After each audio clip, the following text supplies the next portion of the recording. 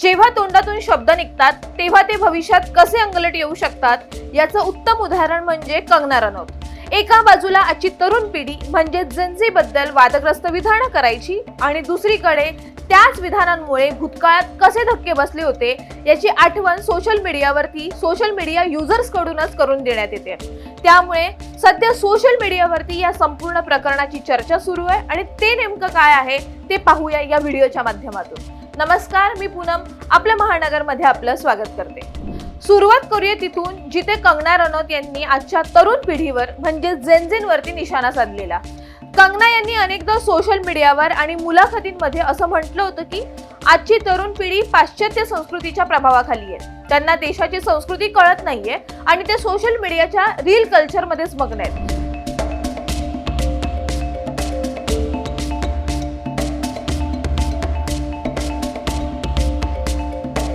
त्यांच्या या वक्तव्यामुळे त्यावेळी सोशल मीडियावर मोठी चर्चा सुद्धा रंगलेली। काहींनी त्यांच्या या मताचं समर्थन केलेलं तर अनेकांनी या जेनझी तरुणाईच्या बाजूने उभं राहत त्यांच्यावरती कडक टीका केलेली होती। ते थप्पडकांड ज्यानं खळबळ उडवलेली होती। पण मंडळी, खरी मज्जा किंवा चर्चा तेव्हा सुरू होते जेव्हा या सगळ्या गोष्टींची सांगड घातली जाते त्या घटनेसोबत जी काही काळापूर्वी चंदीगड विमानतळावर घडलेली होती। निवडणुकीत खासदार म्हणून निवडून आल्यानंतर कंगना रनौत जेव्हा दिल्लीला जाण्यासाठी चंदीगड विमानतळावर पोहोचलेल्या तेव्हा तिथे सुरक्षेच्या तपासणी दरम्यान CISF महिला जवान कुलविंदर कौर यांनी त्यांना थेट थप्पड मारलेली होती। यामागचं कारण काय होतं तर जेव्हा शेतकऱ्यांचं आंदोलन सुरू होतं तेव्हा कंगना यांनी शेतकरी आंदोलकांवरती वादग्रस्त विधान केलेलं।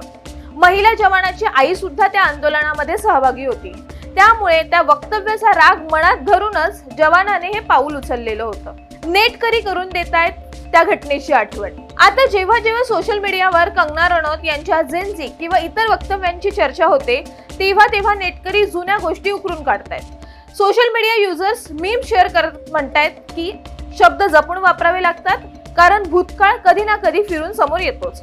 एक खासदार आणि जबाबदार कलाकार म्हणून कंगना यांच्या विधानांवर जनता नेहमीच लक्ष ठेवून असते आणि जेव्हा जेव्हा राजकीय किंवा सामाजिक वाद उफाळून येतो तेव्हा हा थप्पडकांड आणि त्यांची विधानं पुन्हा एकदा ट्रेंडिंग मध्ये येतात।